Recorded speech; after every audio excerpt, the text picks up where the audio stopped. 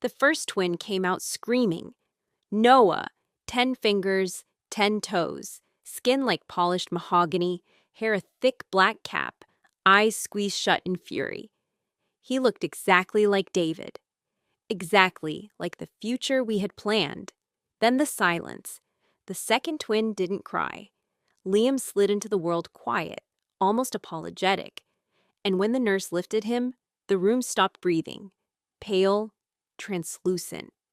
A fuzz of copper-red hair catching the fluorescent light like wire, eyes the color of glacier ice.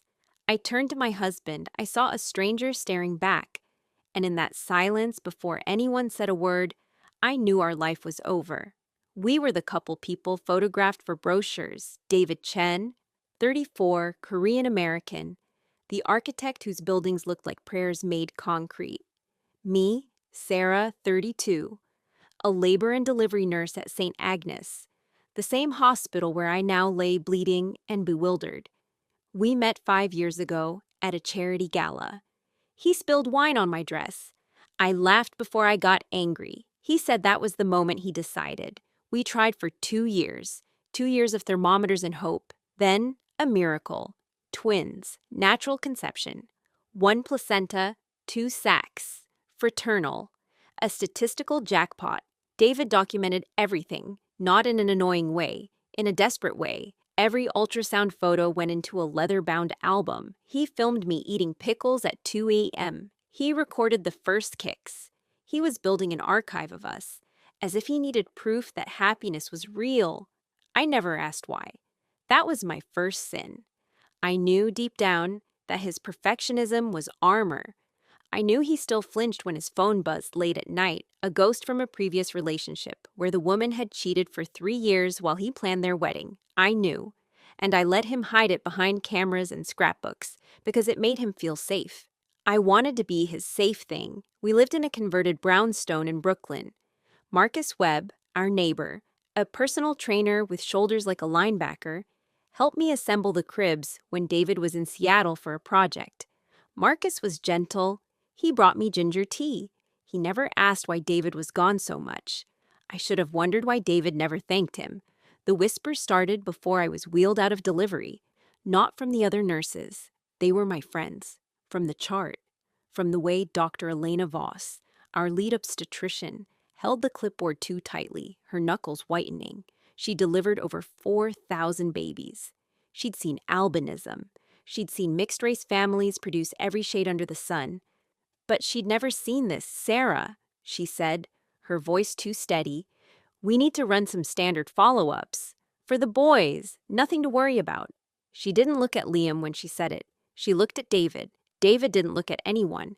He stood by the window, his back to us, his phone in his hand, not filming, just holding it, white-knuckled, like a grenade.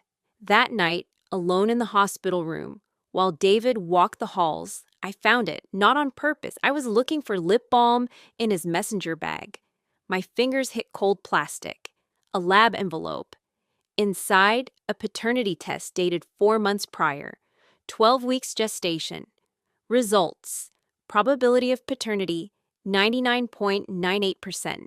He tested Noah, only Noah, the fetus with the stronger male profile, visible earlier in the NIPT blood work. He'd never told me. He'd looked me in the eye for 4 months and smiled into his camera and known that at least one of them was his. And he'd still needed to check. I put the envelope back. My hands didn't shake until he returned. We brought them home on a Tuesday. Noah slept in 3-hour cycles, predictable, warm. Liam cried differently, not louder, but wrong. A thin wail that seemed to come from somewhere far away. David held Noah constantly. He changed him. He sang to him in broken Korean, songs his grandmother had sung. He didn't touch Liam, not once, not to feed him, not to burp him. He looked at Liam the way you look at a math problem that insults your intelligence. David, I said on the 5th night, he needs to feel your hands. He feels yours, David said. He was organizing Noah's socks by color. That's enough for now. For now, he's your son. David's hand stopped. He didn't look up. Is he? The word hung between us like smoke. Then the doorbell rang.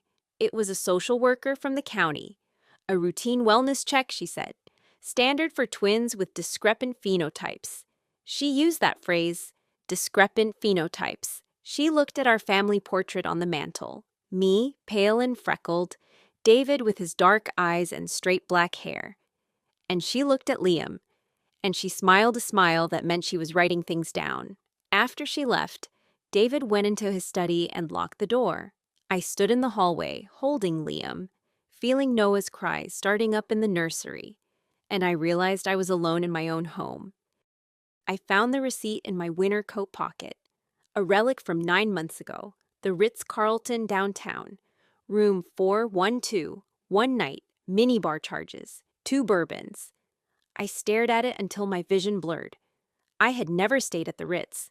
I couldn't afford it on a nurse's salary, and David was in Seattle that week. I remembered the week clearly because I'd been miserable with morning sickness that hadn't yet been diagnosed as twins. But I remembered something else, a work party, St. Agnes' annual gala. I'd had 3 glasses of wine, which was too many. I'd been emotional. David wasn't there. Then nothing. A blackout. Then waking up in my own bed, fully dressed, with a headache like a hammer. I'd assumed Marcus drove me home. He'd been there. He'd been kind. But the receipt was dated that night. I called the hotel. A board clerk confirmed the room had been booked under a corporate card, Chen Architecture, David's company card. My blood turned to static. David had been in Seattle, but his card had been at the Ritz, with me or without me. I called Marcus. He answered on the second ring, breathless, gym noise in the background. "Sarah, you okay? You sound... Did you drive me home from the gala 9 months ago?" A pause. Too long. No, I left early. I thought you got a ride with someone else. Who? I don't know. I'm sorry. Sarah, what's going on? I hung up. I looked at Liam, asleep in his bouncer, his red hair catching the sun like a warning. Then I remembered the photograph. David's cloud storage. He had access to all my photos through our shared family plan. I never checked it. But that night I logged in. There it was, synced from my phone, time-stamped 1:47 a.m. A selfie, blurry, my face, eyes half closed, smiling at someone off camera. And behind me, a man's shoulder, a man's arm around my waist, pale skin, red hair. I dropped the phone. I didn't confront David. I confronted Marcus. I showed up at his door at 7 a.m. Liam strapped to my chest, Noah in the stroller, both of them screaming because I'd forgotten diapers, and I didn't care. I needed answers before David woke up. Marcus opened the door in sweatpants. He took one look at my face and stepped aside. "It's not what you think," he said before I could speak. "You know what I think? You think I'm Liam's father." He said it flatly. No anger, just exhaustion. "Because I'm black. Because I helped you. Because David already asked me last week. At the gym. He asked if I'd ever been alone with you." I felt the floor tilt. He what? He didn't use words like affair. He used words like opportunity. Marcus walked to his kitchen counter. He picked up a framed photo. A man. Handsome. Laughing. White. "This is Daniel. We've been together 6 years. I'm gay, Sarah. I've been gay since I was 12. My family doesn't know. My church doesn't know. David doesn't know. Because I was afraid he'd look at me the way he's looking at you right now. Like a problem to be solved." He put the photo down.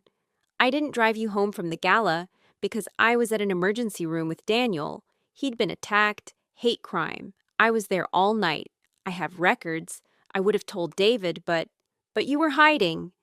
"And you were trusting," he said softly. "That's not a sin, Sarah, but it might be a weakness." I left with more questions than I'd brought. If not Marcus, then who? The red hair in the photo. The hotel room on David's card. I went home. David was in the kitchen making coffee. He didn't look at Liam. He looked at me, and his eyes were hollow. "We need to talk," he said. He'd found the photo too. David didn't yell. That was worse. He laid out printouts on the kitchen island, my phone records, the hotel receipt, the selfie. He'd hired someone. a private investigator, $3,000 to follow his pregnant wife through a night she couldn't remember. You were with him, David said. A man with red hair. He booked the room. He used my card. He stole it from your purse at the gala, or you gave it to him. He checked out at 6 a.m. You left at 6:15. I don't remember, I whispered. David, I don't remember any of it. I would never. Wouldn't you?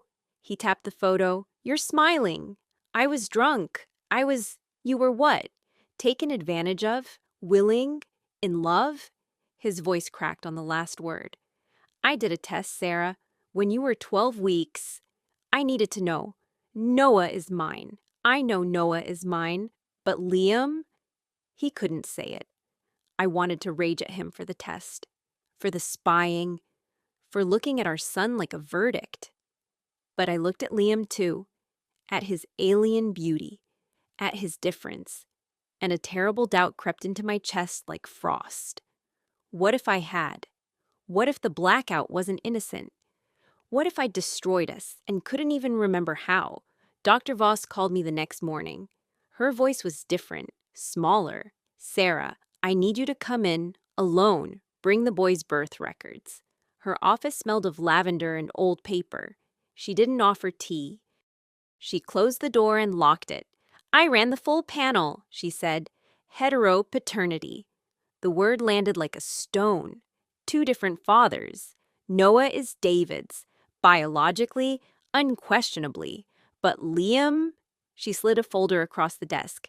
Liam's paternal haplotype is European, Northern European. The red hair, the blue eyes. They're not random mutations. They're inheritance. From a different man. I couldn't breathe. You're saying I slept with someone else while I was with David. I'm saying the biology is unambiguous. She looked away. I've seen this twice in my career. Both times the mother had been compromised. During a window of hyperovulation, twins conceived within 48 hours of different encounters. Compromised, I repeated. You mean raped or drunk or both? She didn't answer. That was her answer. I stood up. The room spun. You're wrong. You have to be wrong. Run it again. I ran it 4 times. Her hands were shaking now. Sarah, I need to tell you something. 20 years ago, I made a mistake. I swapped 2 babies in the NICU. I didn't realize for 6 hours. The families figured it out. But the trauma, I left that hospital. I came here. I told myself I'd never assume, never rush. But when I saw your boys, I saw a pattern. I saw a mistake waiting to happen. So I tested, and now I can't stop seeing it. She looked up, and her eyes were wet. I'm not wrong, but I might be cursed. I took Liam and Noah, and I drove. I didn't know where. I ended up at the hotel, the Ritz, room 412. I sat in the parking lot, staring at the window, trying to remember a man's face, a touch, a voice, anything. My phone buzzed. A text from an unknown number. You don't know me, but I know what happened that night. Meet me, please. The signature read, Jake, my ex, the man I dated for 3 years in my 20s, the man who'd called me worthless when I gained weight, the man who'd told me no one else would ever love me, the man with red hair. Jake looked the same. Worse, maybe. The red hair thinning. The blue eyes still sharp, still calculating. He sat across from me in a diner, stirring coffee he didn't drink. You came, he said. I came to ask if you raped me. The word made him flinch. Good. I didn't, he said. I saw you at the gala. You were wasted. I got you a cab. You dropped your purse. I took it to the hotel to keep it safe. I used the card to book the room because I didn't want you passed out in the lobby. I stayed until 3 a.m. Then I left. I called your neighbor, Marcus, to pick you up. He didn't answer, so I put you in the room and I left. Then why are you in the photo? Why is your arm around me? Because you grabbed me. Because you thought I was David. You kept saying his name. I tried to get you to let go. A stranger took the photo. I don't know who. I wanted to believe him. I needed to believe him. But biology doesn't lie. Then why did you text me? Why now? Jake looked down at his coffee. Because I saw the news. Not the news, the internet. Someone posted your family photo, the twins. And I need you to know, I had a vasectomy 2 years ago, after my divorce. I'm sterile, Sarah. I can't have kids. I couldn't be Liam's father if I wanted to be. The diner tilted. The fluorescent lights screamed. If not Jake, then who? Jake reached across the table. I pulled my hand back. There was someone else that night, he said quietly. When I left the hotel at 3, there was a man in the lobby. Asian. Expensive coat. He asked what room you were in. I told him. I thought he was your husband. He looked desperate, like he'd been running. I stood up so fast the chair fell. David had been in Seattle. His flight records said so. His hotel receipts from Seattle said so. But his company card had been at the Ritz, and Jake had just described him perfectly. I broke into David's study that night. Not broke. I knew where he hid the key, behind the photo of us at the Met, the one where I'm laughing and he's looking at me like I'm art. I found everything. The Seattle hotel receipt, dated the same night as the gala, but a different credit card. His personal card, the company card, the one used at the Ritz, had been reported stolen 4 days after the gala. David had told the bank it was lost in transit. He'd never filed a police report, flight records. He changed his return flight. He'd landed at JFK at 11:47 p.m., 3 hours before the hotel charge. He'd been there. He'd been in the hotel. He'd found me drunk, alone, with a red-haired man's jacket on the chair. He'd seen the photo on my phone, the blurry selfie. He'd assumed. And then, what? I kept searching. Deeper in the drawer, beneath architectural blueprints, I found a letter, handwritten, in Korean. I couldn't read it, but I knew the handwriting. Margaret Chen, David's mother. I called her at midnight. She answered on the first ring, as if she'd been waiting. Sarah, did you know David was in New York the night of the gala? A silence. Then, come tomorrow, come alone, no babies, please. Margaret Chen lived in a white-clappered house in Fort Lee. She made tea. She didn't offer cookies. She sat across from me, 70 years old, spine straight as a ruler. And she told me a story I'd never wanted to hear. David's father was not my husband, she said. My husband was a good man, a Korean man. He died thinking David was his, but I had an affair in 1989 with an American, a soldier, red hair, blue eyes, freckles like paint. She looked at her hands. I never told David. I never told anyone. The shame would have killed my husband, so I buried it. David looked Korean enough. The genes hid, but they were there, waiting. I felt the room spin. You're saying David is half white. I'm saying David carries genes he doesn't know about. Recessive genes, for red hair, for pale skin, for blue eyes. They can hide for generations. They can sleep. But Liam looks like my father, she said softly. My real father, the man I never met, the American who left. She reached into her purse. She pulled out a photograph. A young man in an army uniform, red hair, blue eyes, the same face, staring back at me from 70 years ago. The same face as my son. I made Margaret come with me. We went to a new lab, independent, no St. Agnes, no Dr. Voss and her ghosts. We tested David against Liam. Full genome, not just the Y chromosome snapshot that had confused the first analysis. We waited 3 days. On the second day David came home, he looked destroyed. He hadn't shaved, he hadn't slept. He stood in the doorway of our bedroom, where I was feeding Noah, Liam asleep in the crook of my other arm, and he looked at us like we were a country he'd been exiled from. I was there, he said. That night, I came back early. I wanted to surprise you. I went to the gala. I saw you leave with him, the red-haired man. I saw the photo on your phone. I saw the hotel charge on my card. I thought, he stopped. His voice broke. I thought you'd chosen him. I thought you'd finally seen what I've always feared, that I'm not enough, that I'm too quiet, too obsessive, too other.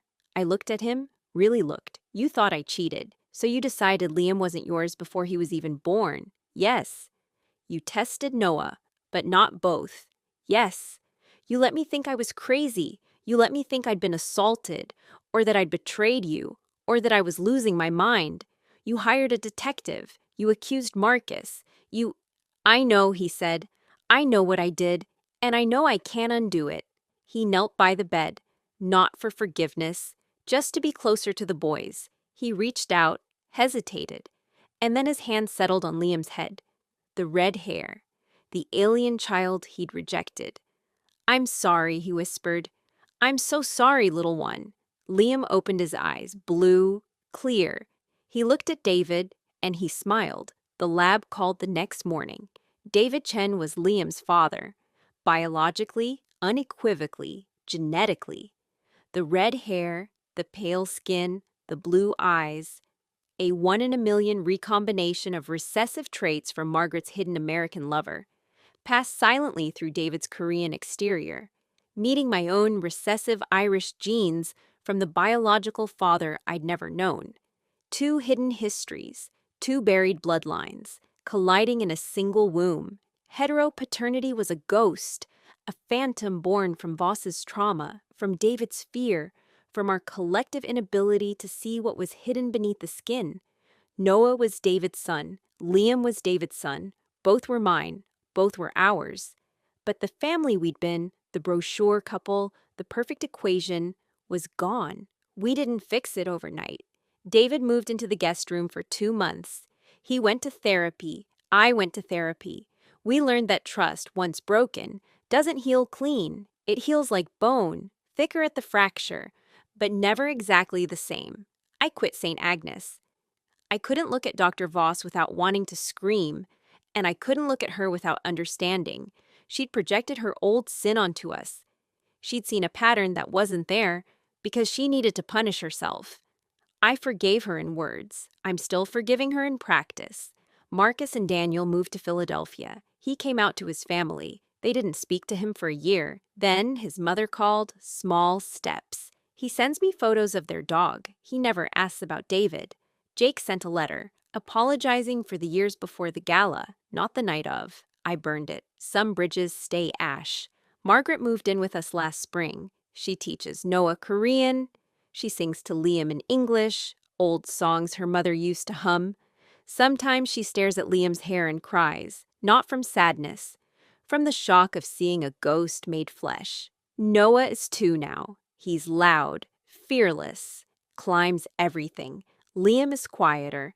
He watches. He has David's patience and Margaret's hidden fire. They don't look alike. They don't act alike. But when they sleep, they curl into each other like parentheses. Dark and light. A single sentence. David still takes photographs, but not to prove anything, just to remember. Last week, I found a new photo in the album. It's blurry, taken at 3 a.m. I'm asleep in the rocking chair, both boys on my chest. David's hand is in the frame, reaching toward us. Not to hold the camera, just to hold us. The caption, in his neat architect's handwriting, reads, "We are not what we look like. We are what we choose to become." The world will always try to sort us into categories. Light and dark, mine and yours, trust and betrayal. But the blood that truly binds a family isn't the kind you can see under a microscope. It's the choice to stay in the room when every instinct tells you to run. It's the hand that reaches out, trembling toward a child who doesn't look like you, and deciding anyway that he is yours. Some fractures never fully heal, but they can make you stronger, if you let them. What would you have done in David's place? Could you have stayed? Could you have forgiven? Or would the doubt have swallowed you whole? Tell me in the comments. Tell me if you've ever had to choose between what the evidence said and what your heart knew. I read every single one. And if you know someone who's built their life on a secret, share this with them. Secrets don't stay buried. They just wait for the right moment to be born.